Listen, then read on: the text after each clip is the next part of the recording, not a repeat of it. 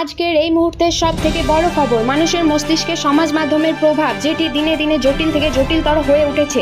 সেই জন্য আমাদের সঙ্গে আজ আলোচনায় আছেন ডক্টর এসএম। নমস্কার ডক্টর এসএম, যদি আপনি আজ এই বিষয়ে কিছু আলোকপাত করেন। হ্যাঁ, নিশ্চয়ই। তার জন্য আমি আমার একটা ছোট্ট ব্রেন মডেল অপারেশন দেখাবো। সেটি দেখলেই আপনারা বুঝতে পারবেন যে এর কতটা ক্ষতিকর প্রভাব আমাদের ব্রেনের মধ্যে আছে। তাহলে আমরা দেখে নিই সেই মডেল, তার সঙ্গে সঙ্গে শুনে নেব আপনার বক্তব্য। হ্যাঁ, শিওর। তাহলে আমি শুরু করি।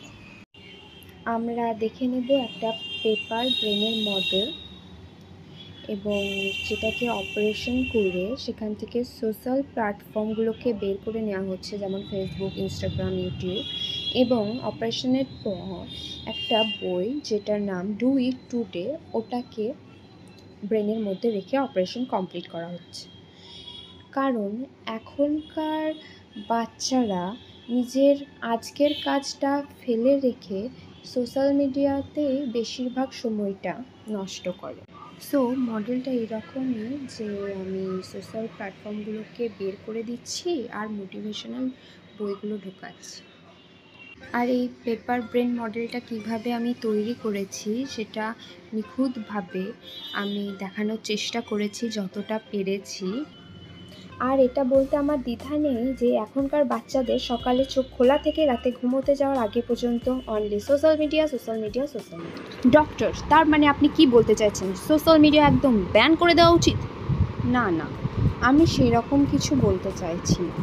সোশ্যাল মিডিয়া অনেকের রিল্যাক্সেশনের জন্য দেখে, বাট আমি চাইছি যে পরিমাণ ওরা ইউজ করছে ওটা কম করুক।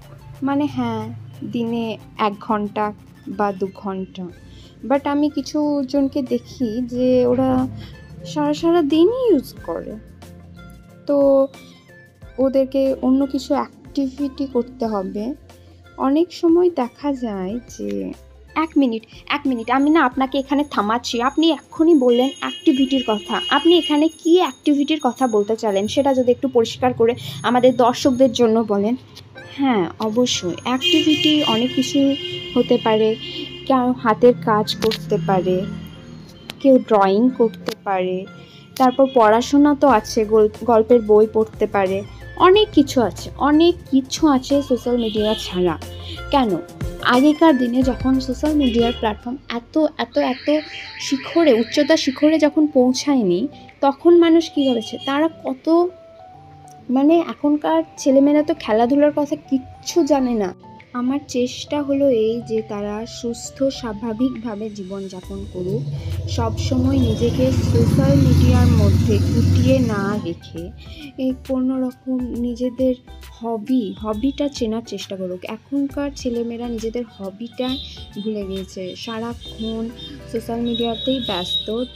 তো তারা নিজেদের হবিটাকে খুঁজে বার করুক। এই যে আমি মডেলটাকে দেখাচ্ছি, তো অনেকে তো দেখছেন যে কিভাবে বানানো হচ্ছে। তো এইভাবে সব শিক্ষার্থীরা এভাবে মডেল তৈরি করুক, নিজেদের পড়াশোনার প্রতি ফোকাস করুক, এইটুকুই আমার চাওয়া। আমাদের সময় একদম কম, একদম অনুষ্ঠানের শেষের দিকে চলে এসেছি, এবং আপনারা শুনলেন ডক্টর এসএম এর বক্তব্য, এবং আমি তার সঙ্গে একদম সহমত। এবং আমি আপনাদের দিকে প্রশ্ন ছুড়ে দিচ্ছি, আপনারা কি চান? আপনাদের মতামত আমাদেরকে মেল করতে পারেন 123@gmail.com। আপনারা পাঠাবেন আপনাদের মতামত। থ্যাংক ইউ ডক্টর এসএম, আপনার মূল্যবান সময় আমাদেরকে দেওয়ার জন্য। আমরা এবার নিয়ে নেব ছোট্ট বিরতি, আর বিরতির আগে দেখে নেব এই পুরো ভিডিওটা। নিয়ে নিচ্ছি ছোট্ট একটা বিরতি, দেখতে থাকুন এসএম ক্রিয়েশন নিউজ চ্যানেল।